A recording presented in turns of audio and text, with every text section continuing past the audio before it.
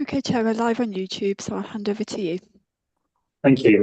Good morning and welcome to East Devon District Council's Leisure Strategy Delivery Forum meeting on the 8th of April 2025. I'm the Chair, Councillor Sam Hawkins, and I'd like to welcome anyone watching the meeting via the live streaming. May I remind members that the Code of Conduct applies throughout the meeting. We also reserve the right to remove and disconnect any participant who is disrupting the meeting by whatever means.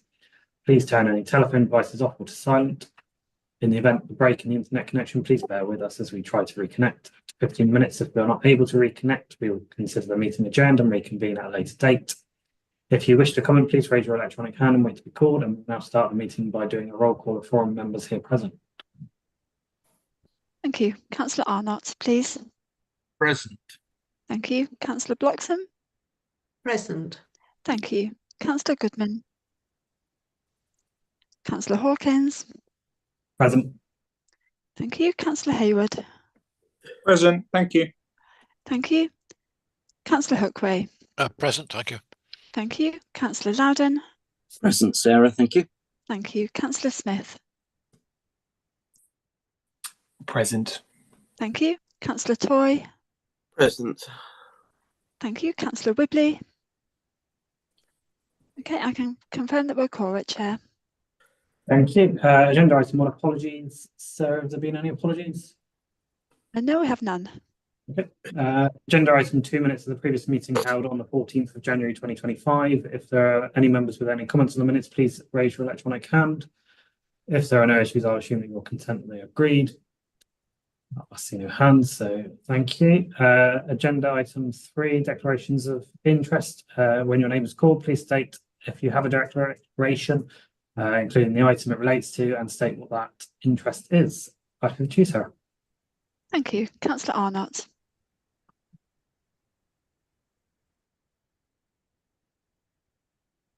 Councillor Arnott.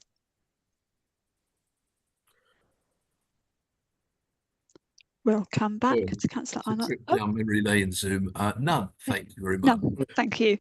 Councillor Bloxham, please. None, thank you. Thank you. Councillor Hawkins. None, thank you. Councillor Hayward. None at all. Thank you. Thank you. Councillor Hookway. None. Thank you. Thank you. Councillor Loudon. None, thank you. It's all right. Thank you. More used to Teams these days, oddly. Councillor Smith. Nothing to declare. Thank you. And Councillor Toy. No interest to declare. Thank you. And does any other councillor in the meeting want to declare any interests for items on this agenda? Okay, there are no hands raised, so I'll pass back to you, Chair. Thank you. Agenda item 4, public speaking. There are no members of the public wish to speak. Item 5, matters of urgency. There are no matters of urgency. And agenda item 6, there is one confidential exempt item listed as agenda item 12. Agenda item 7 is response to a question we had at our previous meeting around Honiton car park arrangements. And I note handing over to Mike. Introduce your report.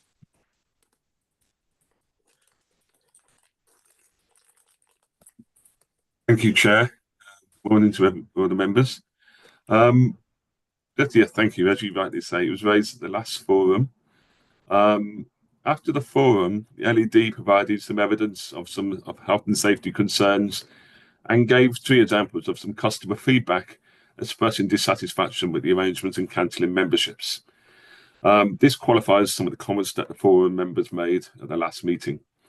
The issue is particularly bad during peak times when multiple activities are running simultaneously or when the rugby club have their matches. The car park at Honiton Leisure Centre is under significant pressure at those times, and that is likely to increase with the potential of a new 3G pitch at the community college across the road from the leisure centre, which already has pay and play arrangements in place. So implementing a new car parking regime is probably a crucial step to alleviating some of this pressure, addressing some concerns around health and safety, and looking to enhance the overall experience of users of the facility. It's important, though, that all the options are considered, as the demand for using the site will not change regardless of the restrictions. So there will be increasing traffic potentially in nearby residential streets and people looking for alternative car parks, which could cause some dissatisfaction. So we are in discussions with LED at the moment regarding possible solutions. There's 3 that have been listed in the report. One is a hybrid pay and display, and forgive me for the abbreviations here, the ANPR, which is automatic number plate recognition, which is what you get when you go through a barrier and people pick up on what the actual number plates of the cars are. And these operations tend to be managed by private operators. Option 2 is around the car park being managed by the council as part of their ongoing car parking service. And the third option, whereby we look to monitor the car park, but without actually having a pay and play display enforcement. So I think we're under discussion on those points at the moment internally, and will be with LED.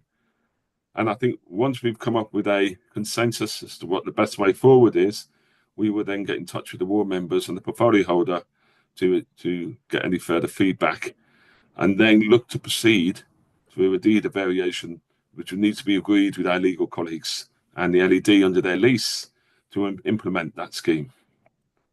So essentially, I can provide an update on that progression at the next forum meeting. Thank you, Chair. Thanks, Mike. Clearly, it's a challenge, isn't it? We don't want to dissuade the people from using the various activities there, and obviously, if we go too ham-fisted in, all you're going to do is move cars into probably more inappropriate places. Fun little challenge for you to unpick.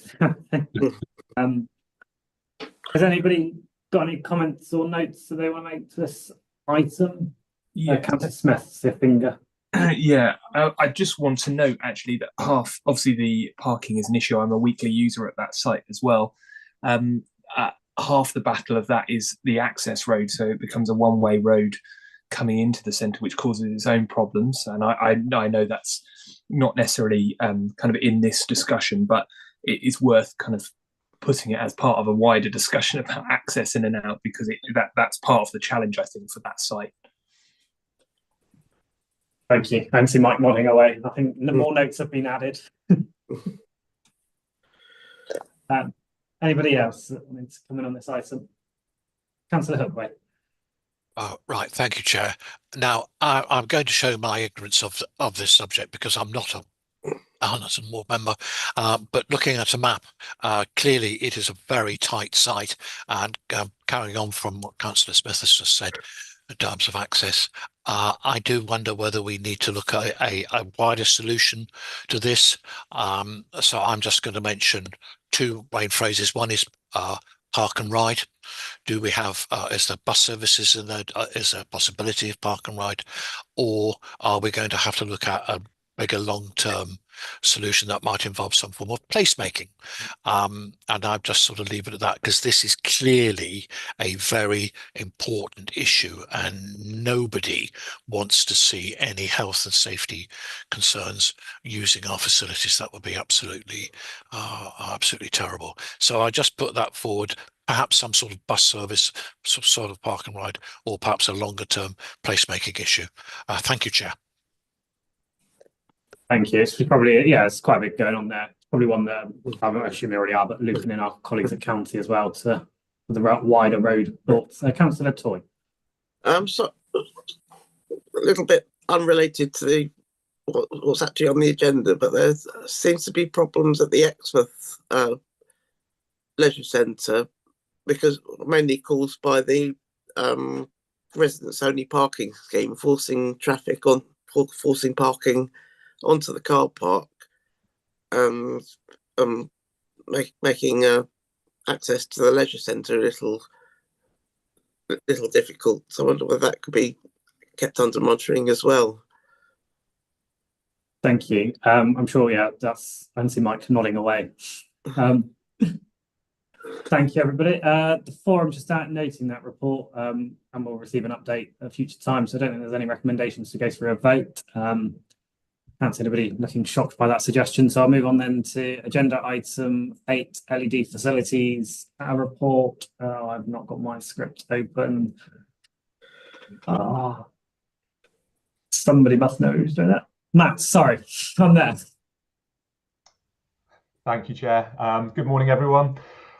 So yes, we've got the the standard format facilities and activities report. It covers a reasonably wide period of time. I think I was looking back through thinking we had the last meeting obviously in January, but I think I had to send these reports through kind of before Christmas. So you'll notice with this one and with the dashboard as well, we've tried to kind of collate about 3 months worth of information into one. Just to try and make it, I suppose, a better snapshot rather than having lots of individual snapshots in time. So I think kind of some key things to talk about relate to, we've had January in that period, it's busy. One of our biggest challenges, if I'm honest at the moment, is capacity. We've almost got more people wanting to use certain facilities than we have space for. And that creates challenges with regards to things like parking, but also, booking into classes and just space in gyms and other areas. I think the other thing that we wanted to kind of highlight is something we, as an organisation, are really proud of, is that we have now gone through the UK Active Standard audits. We're one of the first, we're in the first tranche of leisure operators to go through that process, and it's kind of a marker of quality. So they go through lots of different things, a lot relating to kind of health and safety and compliance, but also just relating to kind of accessibility, a lot of our kind of equality and diversity kind of policies. So yeah, that's something that we wanted to make sure we shared with yourselves. Does anyone have any questions at all? Yeah, I've got Councillor Hookway. Thank you, Chair. Two things from me. First of all, regarding the active standard, my congratulations to LED for achieving this award. I think that's really very positive and a great thing to make a song and a dance about, and that underlines the fact that as councillors we hear absolutely nothing, no complaints from you whatsoever. So clearly what you're doing is really, really good, and that's reflected in this active standard. So congratulations on that. And my second point is, as a Littleham Ward member, I really want to say thank you to you and your team for all the work that you've been doing with the gymnastics project at the Littleham Primary School for SEND children. That's a really hot topic at the moment, and I'm really, really pleased to see that. So thank you again for that. Thank you, Chair. Thank you. Mike, did you want to come in at that point? See your hands up. Yes, thank you, Chair. Without wishing to take anything away whatsoever from LED, because I think it's a great achievement to get this award, especially it's in the first tranche of it as well. So being one of the first in the country. I think it's worth just putting a shout out to our property team, because I heard mentioned about health and safety and compliance, and the property team also do a lot of work in that area, working closely with the LED. So I think it's also worth flagging them up as well. As a yeah, that's an excellent point, and thanks for the additional context. I think that's important to note. Councillor Barlow. Thank you, Chair, and thank you for the report. Membership dynamics. I know you said that you've tried to pull things together, and we've got the KPI, and this is to do with the KPI as well, because I look at them both, and obviously one of my jobs as a councillor is to make sure we get value for money out of what you're providing and how well we're doing. I can't make head nor tail of it. You say that you've got 1,150 new members, 916 members departed, 11,125 total membership. I presume this is the Club Live, but in the KPIs, the Club Live's the same. We've only got 10,467, and the joiners and the leavers don't add up, but you're saying that's over a 3-month period. I don't know if it's an average or whatever. Also, the yield at £33.48. Do we have any benchmark? Is that good for a sports club, or are we well down, not taking enough money, or are we expensive for the population? And finally, the NPS score. On the KPI, and I know we're not there yet, but seeing as you say they're all tied together, that seems to have fallen dramatically. And obviously that's a very important, how the public are feeling about the service we're giving them. I just wonder if you could comment on that, please. Thank you. Yeah, absolutely. Okay, there's quite a few different questions there. There is. So the first one is there's a little bit of discrepancy sometimes between the facilities and activities report and the dashboard, because the dashboard just pulls the figures from that sit within East Devon, whereas the activity and facilities report is a bit more of a snapshot of us as an organisation. So it does talk a little bit about a couple of those facilities we have that are outside of East Devon, but still give you an idea of the direction we're travelling. As you touched on, because this is the first time we've tried to pull together almost a quarterly review, so it's 3 different months, those figures are averages, which is why certain things are, that figure there of that 10,467 is an average of our club live at the end of December, at the end of January, and at the end of February. So it gives you an idea of the direction we're travelling against a previous snapshot of the prior year at 10,109. But that's the rationale for it. With regards to yield, we can benchmark it, but I think what's really challenging is trying to benchmark it, find another area of the country that has a facility mix that is similar, and also is in a similar kind of demographic area to understand that. One thing I would mention is obviously we have recently gone through a price increase. And that took a huge amount of kind of calculating, and it wasn't just a flat rate increase across all of our products. It was looking and doing quite a lot of competitor analysis to understand, actually, do we have certain products that are a bit cheap and others that are about right? We want to remain kind of accessible. But with that, the yield has actually increased reasonably significantly, which you will see obviously in the next meeting when we show you the differentiation again against where we currently were. With regards to NPS, yes, that is, overall probably one of the more challenging scores that I've seen us report on. I can go through, I know this is kind of part of the dashboard conversation, but the question's been asked, so we can talk about it now. But we had some challenging scores at things like the tennis centre, which actually had a -100 score, which meant every one of the 4 people that responded to us gave us a 0. And all of those related to challenges with the roof leaks still in December and January, where they, a group had got together and kind of very much talked about the fact that the building was closed for a period in the summer. And they were told that this was to fix the roof, and then obviously there was still roof leaks. So sometimes it's a bit of a snapshot of an individual problem. That problem's now been resolved as far as I'm aware. The kind of the contractor that was working on it's been out a number of times, and unless we have some really heavy rain where we can start to establish whether it is 100% fixed, at the moment we believe that won't be a problem moving forward. Honiton car parking is still causing challenges on NPS. And the other 2 big themes that we've got are relating to capacity, which we touched on. So it's saying that although there's been big improvements to the gym at Exmouth Leisure Centre, it's still too busy at peak times. People are struggling to get on bits of kit that they want to use. And the same with class capacity, particularly at Sidmouth in the swimming pool, which again, we've got a ridiculously well-attended aquafit classes there, and we've got people staying up till 10 o'clock because that's when the bookings go live for 8 days in advance to book that. And people are, we're being shown on our systems that there's 30 people on average who aren't getting into those classes, and we put on more and more. But the problem is to put on more than that, it then removes public swimming or a school swimming session. So it's that programming is really challenging. But although challenging, I see some of those things as reasonably positive, that the communities are wanting to use the facilities. So I think that has probably one thing that's worth mentioning. I was going to leave it until the dashboard was, we've just had the last 2. So I've gone through, we get executive summaries for NPS that give us a snapshot of a 4-week period of how we're performing. So we had one actually come through yesterday morning, which is from the 7th of March through to the 7th of April. And that score was 79 against a benchmarking of 40. And then the February the 17th to March the 17th, which is the last one we got sent through before that, we were on 61 versus a benchmarking of 39. So, I think it was I think it's probably fair to say it was a challenging period that we're reporting on here. And with that in mind, though, we were still on 43 against a benchmarking of 42. And that benchmarking, you'll notice, changes every month because that is relating to all the other people that engage in NPS. So we're still above the average, just not quite as far ahead of the average as we've been historically, or we are now again. Thank you very much. It sounds like nice problems to have, some of them.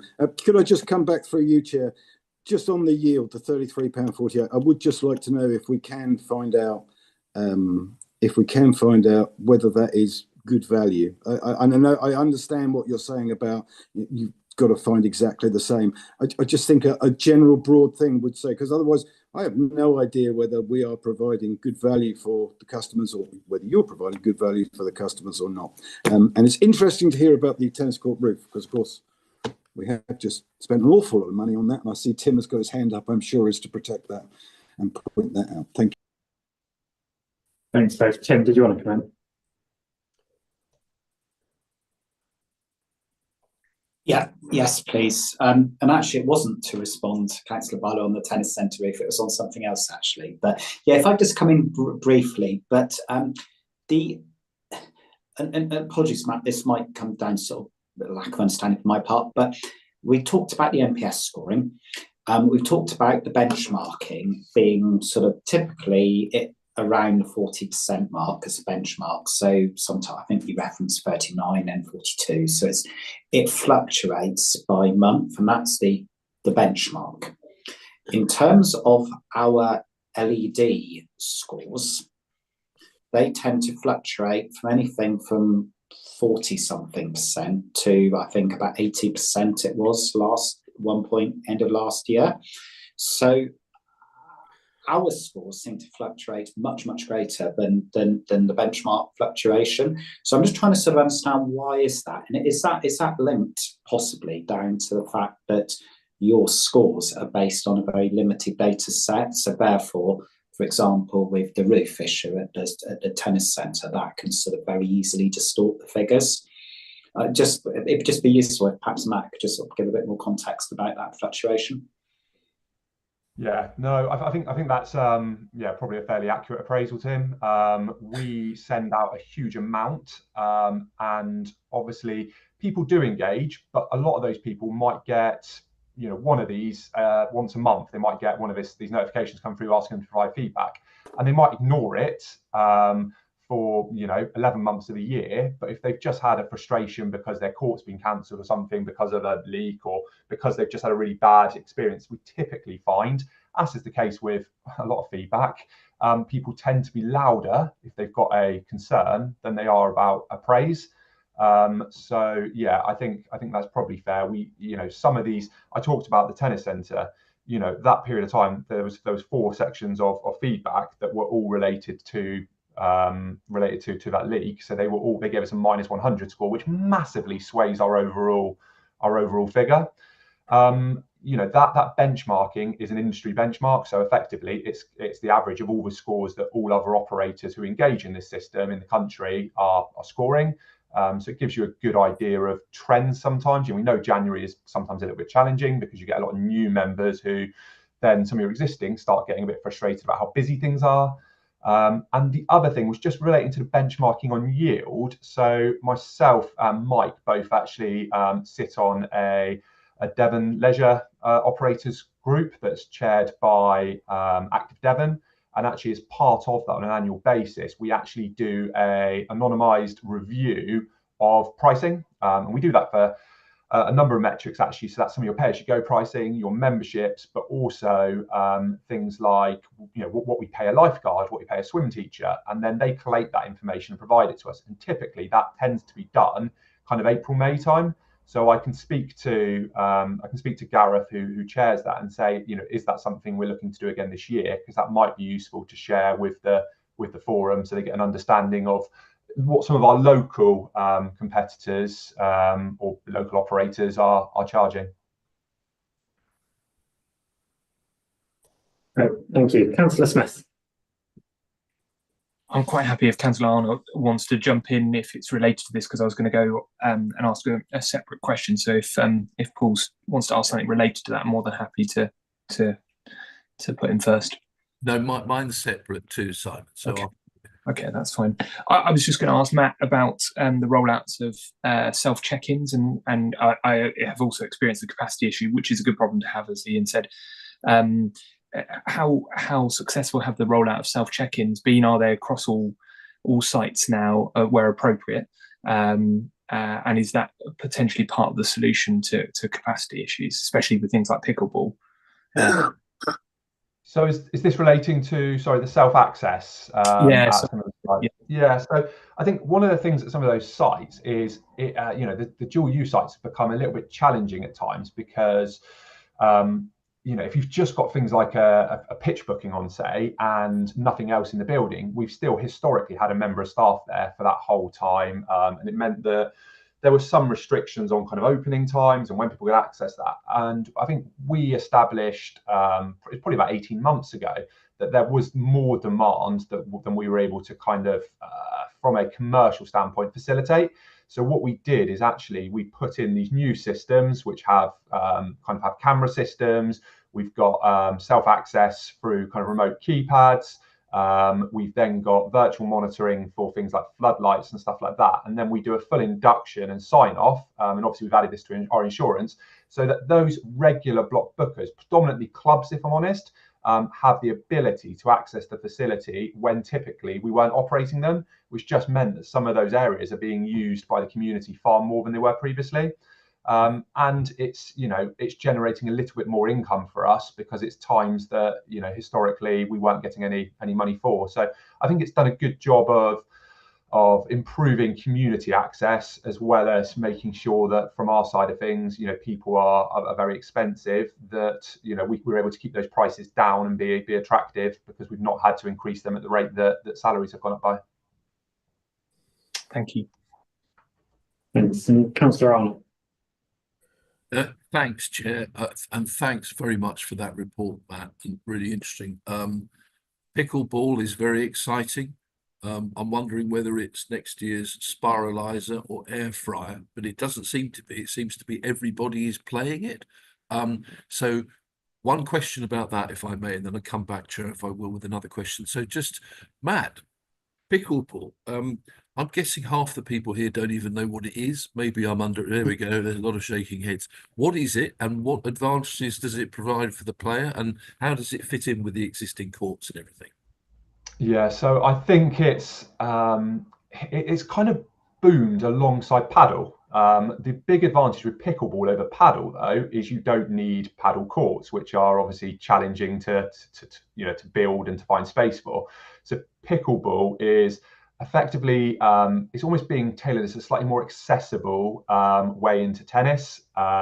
You use kind of different rackets, a bit more like some of us would have been used to playing with on the beach. You kind of your bat and ball type stuff. It's a bit more like that, slightly more technical. But what it's meant is some of those people who, were maybe keen on getting into tennis, or people who've played tennis, maybe in their younger years, it's giving them something to get back into. We're typically playing kind of doubles, so it's quite I suppose, there's a lot of kind of building relationships as well as just doing exercise, which some people like. So yeah, and I think one of the key things that's kind of helped us is actually where we've had a number of the sports halls resurfaced and relined. Actually, some of the conversations we've had is, can we actually have those pickleballs added in? So we've got those markings in. It's indoor, it's in the sports hall, and yeah, I think it's been really, really popular. We've got a couple of people who've really driven it hard within the business, and I think we were quite early adopters in certain facilities.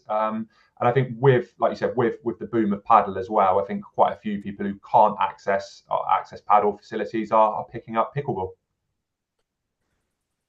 Thanks. I see Mike's come in with the inside scoop on pickleball as well. Yeah, just very quick one. Essentially, the technical ability of a tennis player is quite, there's a big stretch between a beginner and a good player and a very good player. Pickleball squeezes that. So the guy at the beginner and the good player, the bats and the balls equalise it. So it almost becomes like a self-managed handicap system where the difference in ability levels is much less, and therefore becomes much more of a social game, which is why it's particularly attractive to the older people. We find that the older people in particular are starting to take to paddleball very quickly. So yeah, I think it's about reducing the technical differences and making it more of an enjoyable social activity. Thanks so much, Chair, for those two answers. And indeed, my wife, who's quite handy at tennis, has come down to play pickle, where she's finding exactly that people she thought she would thrash around the court are actually rather good. So it's all very exciting. So another question, last question, Sam, if I may, because I don't know where else on the agenda I ask it, but so it's been said, and Ollie may want to pick this one up rather than Matt. So it's been said today, quite rightly by Mike, that we have done a lot to maintain buildings, help buildings, make things possible, and we have, and that comes with an opportunity cost in terms of officer time and an actual cost, and we know, of course, there's the revenue subsidy, and we understand that, and we're content with that, and to move forward, understanding each other's positions more. I don't really want to come to another one of these meetings with no East Devon branding at all on LED's website. I just do not understand it. LED is operating at a subsidy, and that is understood.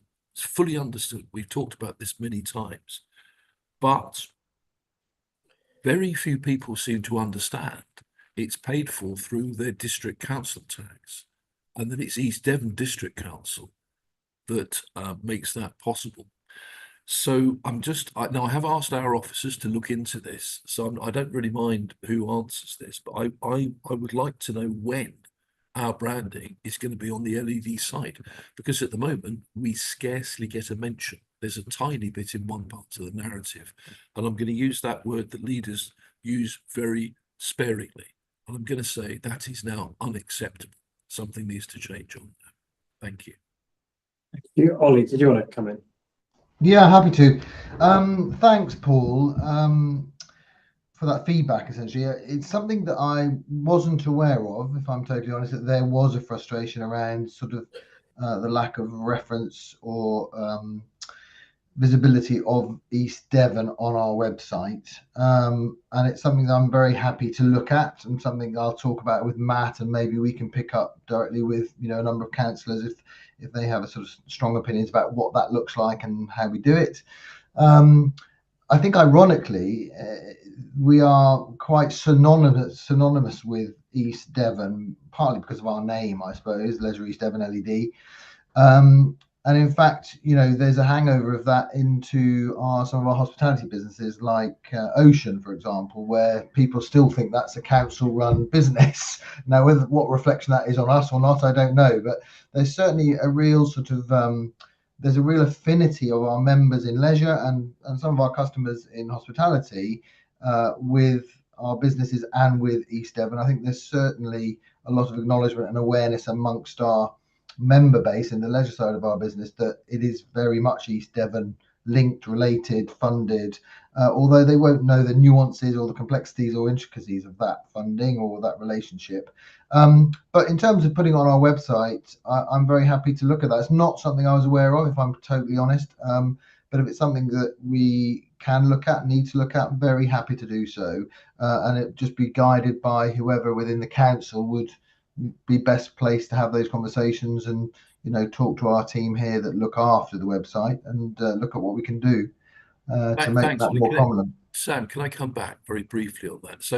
So don't doubt what you're saying, Ollie. I'm disappointed it hasn't been raised before. It should have been. It should have been through our comms team or through somebody. However, here we are. It's me raising it today. So, and I get what you're saying. But it doesn't hold water in as much as, you know, I don't know, National Theatre, Royal Shakespeare Company, you know, they are, everybody knows they're the National Theatre and the Royal Shakespeare Company. And when they go and see a play, they're not thinking, hurrah, it's getting Arts Council money, but it is, and it's branded as such on every single piece of communication. And that's what we would expect moving forward. There is, I think you and I are saying the same thing. There's perhaps confusion around this. So let's have it clear, and then it's understood. So when there is blame to attribute, we'll take it. And when there's credit to attribute, we'll take that as well. So I'm really glad you've listened to this, Ollie, and I'd like to see a report on this the next time we meet. Thank you. Thanks both. Mike, I think you can lead that. Take forward, obviously, on the next bit. I can't see any other hands. We've got the KPI dashboard is agenda item 9. I know we've already touched on it. Matt, did you have anything to add?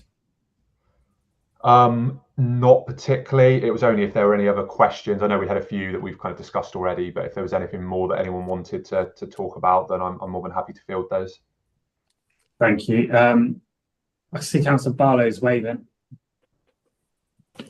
Well, sorry, look, I'm probably going to be told, no, we can't do this because it's some private information and all the rest of it. But to find out actually how LED are doing rather than this yield and all the rest of it, and the difference between the actual amount of people that go swimming, I presume they pay extra if they're as a member, they would pay extra money to you if you had loads more people use a swimming pool. I would just wonder if it's possible that we just have your turnover, and I don't care if it's in a Part B or something, or given to officers so that we know how you're doing as a company, rather than you've got a few members, but then you've had 51,000 people use the swimming pool, which is up to 30% or whatever it might be. Again, I've gone back through four or five different KPIs to try and work it out, but because they're all different dates and all the rest of it, I've given up. So I just think that if we just knew how as a company, so if I want to look at a company, if I go to a company, how are you doing? The first thing I want to know is what your turnover is and what your costs are. It's really simple. And I know you're going to say you can't publish that because the public would look at it. It's all in part. But even if we have it in Part B, I just think it would make life really simple for us as councillors to go, LED are doing really well. You're making a bloody fortune. So therefore we can relax a little bit or not. I think the short answer is the annual figures are on Companies House and the FCA's websites. They're fully public. But that again, Sam, that isn't splitting again. And I think this is the problem. If you want the split up, there's discussions going on between officers and LED looking at those figures. That information is being obtained and analysed by the council, but not in a too open of a forum. Right, fine. Again, just going back to the figures that we have with LED as not East Devon, obviously it's no interest to us, the 11,000, but we're getting, which looks really great, but this is East Devon's. Yeah, no, if there's a bit more detail you want, I'd say speak to officers at the start. As you rightly say, there's bits we can't go into public. Yeah. All right. Thank you. Matt, did you want to add? Yeah, I just think it was worth just highlighting, obviously, that my understanding that a lot of what this meeting was for was talking about actually how many people in the community are accessing the facilities and using the facilities rather than how much money LED are making from a contract. And I think, we somewhat inherited, I inherited, I don't know how it was put together to start with, but this dashboard and what was actually being reported on. And if there's an appetite for that to change, then I'd expect hopefully either officers or the chair to come forward and just with some suggestions of what they might want to see, and we can understand what the art of the possible is, I suppose. Yeah, no, that's a fair comment, I think. Thank you. Just if I can, Chair, just if we could have it so that we can compare it to something, so that an idiot like me can just go back and say, yeah, look, this is really good, bad, or indifferent. It's just very difficult to go through them. If we could have, you obviously do 12 monthly thing. I mean, it would be handy if you just did every month. We would just send a KPI for that month. It's just a matter of pushing a button, isn't it? Anyway, thank you. Thank you. Can't see any comments on this item. We'll move on to the agenda item 10, the update on leisure strategy delivery plan and playing pitch audit. Mike, I think that's over to you. Thank you, Chair. Quite short introduction to this report. The last update was back in January. The key updates that I've put in the table for the leisure strategy action plan is red as requested. And I'll change that to black after the meeting and put in future updates in red. With regards to current and future sporting needs, there is a separate report coming up shortly about Cranbrook Leisure Centre, so I can talk a bit more about that. And there are a number of planning applications currently under consideration, including, as I mentioned earlier, the all-weather pitch at Honiton College, Community College, and the football rugby hub at Tower Hill in Honiton. There's a lot of discussions at the moment going on around football clubs, particularly around Exmouth. So at the moment, we've been pushing them over to talk to the football facilities auditor, who's also from Strategic Leisure, looking at that. So for the next forum, I'll be able to give more of an update on the outcomes of that audit. As far as the strategy is concerned, most of the updates for this particular period have been provided by Helen Wareham, the Public Health Project Officer, who has provided some updates on wellbeing activities within the action plan. She's also produced a brand new web page on leading an active lifestyle in East Devon, so I'll make sure that Sarah has the link to include that in the minutes. We'll continue to work through that delivery plan and provide updates as we move forward to each forum meeting. The plain pitch audit is now stage C, which is steps 4, 5, and 6, which is set out in the appendix. And that is really an analysis of all the work that's been done, the desktop studies, the supply and demand analysis, and it applies it with a Devon, East Devon perspective. And I think this is where we're starting to get into the real meat and bones of this work. There's slight concern at the moment from our perspective about the consultation feedback. So we're ramping up on that and to try and get more feedback from the town and parish councils, because essentially this is the one opportunity they have as we look at the whole plan and come up with informed action plans to help in what we do for the next 3 to 5 years. So if you are involved in town parish councils, could you please encourage them to make sure that they do fill in the surveys that we've been requested, because it is essential that the action plan that we do put together is realistic, is accurate, and most of all is deliverable. And I think that's been the main message we picked up from the last action plan, is to make sure that we can manage those expectations going forward. I'll bring a report to the forum in June with the headlines from the audit. And then after that, we will start to get into the sharp end around what an updated strategy and action plan looks like, which we'll bring to the forum for endorsement and to take on to Cabinet as well. So thank you, Chair. Thanks, Mike. I really like the fact now we've got this table that's got the update in red, so we can see what progress has been made. So thank you for updating that to include. That's really helpful. I did pick up on 3D that talks about the second new town. It was mentioned for today's meeting, that item. Obviously, I don't believe it's on our agenda, unless someone's going to tell me I completely misread something. So just I guess that just needs updating to say when that is coming forward, those points. And a few of I noticed the column with the timescale in it's got the completed by date, but I think sometimes it's been used as time for something to start as opposed to something to complete. So occasionally it just needs a bit of added context. We've got a couple of long-term projects that say, like, for example, 23-24. It's not a one-year project, it's several years. So it has been started and it's on track. It just, you gut feel when you read it, it's behind, but it's not. Again, just to keep it as simple as possible while adding more to it. In that way. Has anybody else got any comments on it or to raise any points for this report? I don't really see a flurry of activity other than to therefore just say thank you for the update, and we'll move on to the next item, which is an update on Cranbrook Leisure Centre. Back to you, Mike. Thank you, Chair. As you mentioned, this topic was raised at the last forum meeting with a request to provide a report giving an update. So the report looks to give you a bit of context, some background, and the steps that the recently formed project group are starting to take.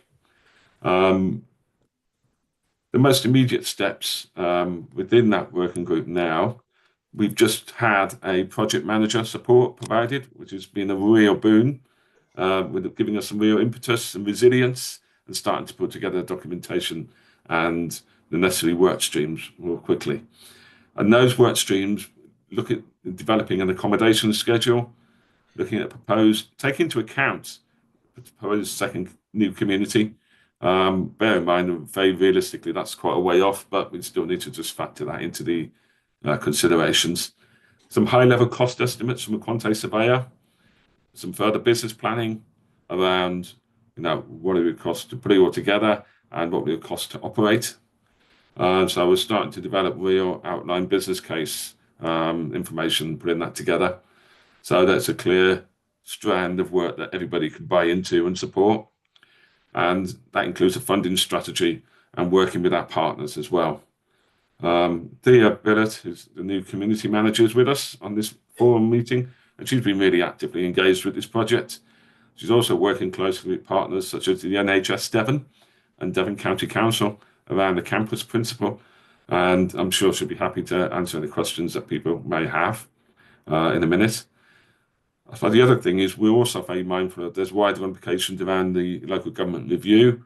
That is a material concern or consideration as the project evolves, and we will continue to provide updates to the forum as the project progresses. So thank you, Chair, and hopefully we can answer, unless my colleagues in the working group have got anything to add, I'm happy to pass that over to you, Chair.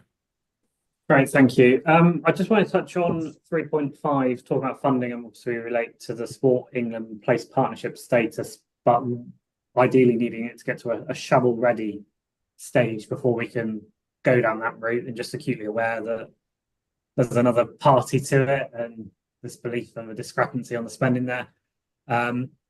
What sort of timescale are we looking at to be shovel-ready if all our ducks go in a row and the like? To be honest, in fact, project managers just put together an outline project program, and I think we're looking towards the back end. If you give me 1 second, I'll just dig up the table. In fact, we've got a meeting with her later on this afternoon to talk about it. So let me just give me 1 second. I'll have a look and give you an idea of timescale. Thank you. Okay, so this one is a program to planning. So this isn't shovel ready. This is planning stage. So we even get to there. So in order, and that takes us up to, if you like, roughly. I'm just trying to zoom in so I can see, because you know the Gantt charts tend to be quite small. We tend to look at around the end of 2026 in order to get it into planning. So that's what the sort of timescale of the top. Yeah, planning decision notice, we're looking for that around the end of December 2026. And then from there, then it obviously goes into whole procurement stages around getting operator design, build contractors on board. And that could take 6 to 12 months, depending on the scale of the project. Then there's obviously the gearing up. So that could take another 6 months for contractors get on board on stream with all the materials, etc. And construction itself could take between 12 and 18 months. So you can imagine it's a 3-4 year run to get it. And I'm probably talking very conservatively, but I think it's realistic as well that it's not a quick and easy thing to achieve. I think getting through planning was to make the first main hurdle. And alongside that, parallel work streams around funding strategies, business cases, and everything else that we need to put together. And alongside that, also procurement around operating, maintaining the facility. So yeah, there's a lot of different strands coming together. Very exciting. I mean, I've never seen such enthusiasm to see something turn around and happen so quickly. But it's just managing that and making sure that we cover all the bases that we need. Yeah, no, thank you. That's very useful. And I think that enthusiasm is a good point to measure. And it would be, I guess, interesting to work out how we get the communication right on this, because I know a lot of people, they've always heard the keyword leisure centre. Sometimes that means if it doesn't arrive in 6 months, it's never happening. Other people say, oh, that's another thing that's coming soon and not expecting to see it till 2050 at the earliest. It would be really good if we can come up with some comms way of keeping residents along the ride and explain there are some mile stages involved. They are lengthy. Here's they are, and we can almost show a long tick box of things are moving. They're slow because they have to be done right. Councillor Arnott. Thank you, Chair. I just can't find how to raise my hand on the Zoom. Kim can. How did you do that, Kim? I'll have to have a lesson afterwards. It took me a minute to find it, Paul. Did it? I was off with changing I've even got an AI companion now on Zoom these days, but I don't know what that is either. I'm really glad you said what you just said, Chair, Sam. And we're in a pre-election period, PERDA, but do you know what? Who cares on this? I'm so disappointed that little David Reid has been attacking this administration for Cranbrook, and when we've done so much to deliver what his party did not do. And what I do not expect that man to do now, or his political associates, is on us saying, and declaring today how much work we've already done in preparing to try and get this centre going, I don't expect him to be riding on its back as a political opportunity. It'll be delivered as fast as it can. On the second question, which is around local government reorganisation, and as members know, I've been at the heart of that, and there is a long way to go. If the government is true to its word, it is likely to make it more possible, not less, to get investment into precisely schemes like this, particularly those that are associated with new towns. So although we don't know the picture yet, because we don't know the picture of local government reorganisation, we should try and plan for success. Really glad that Mike has recognised how much enthusiasm there is and push across the membership to get this going for Cranbrook. And I've probably said enough for today, Chair. Thank you. Thank you. Councillor Blockton. Yeah, thanks, Chair. I just really wanted to support you about the comms to the residents, because as you know, fellow ward member in Cranbrook, I don't think there's a day go by where residents don't say to me when I'm out that we're not going to get a leisure centre, etc., etc. We can do our best to reassure them, but you know, in the past, as Councillor Arnott has just alluded to, residents have been disappointed so many times for things not being delivered. It's good to hear there's enthusiasm.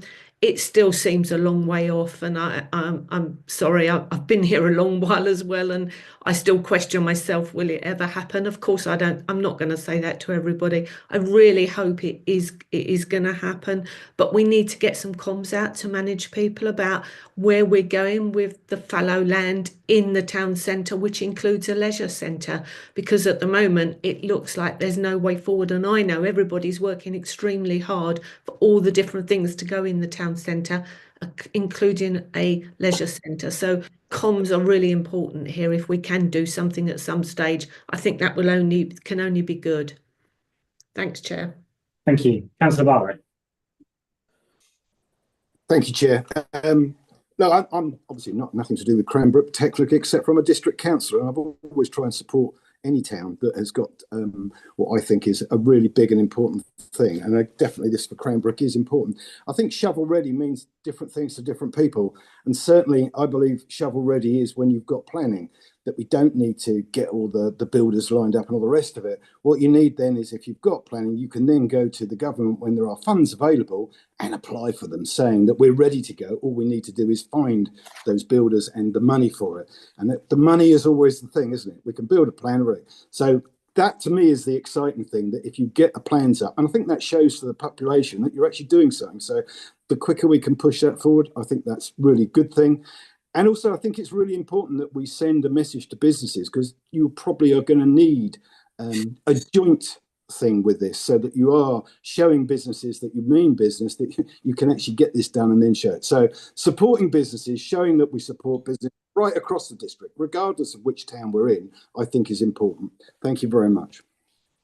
Thank you. Thanks, everybody. I don't see any other hands. Again, it's an item we're just noting on the progress made.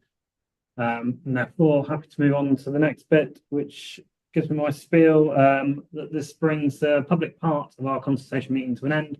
However, can I just remind all those present, and the supporting officer will confirm when the meeting is no longer being recorded.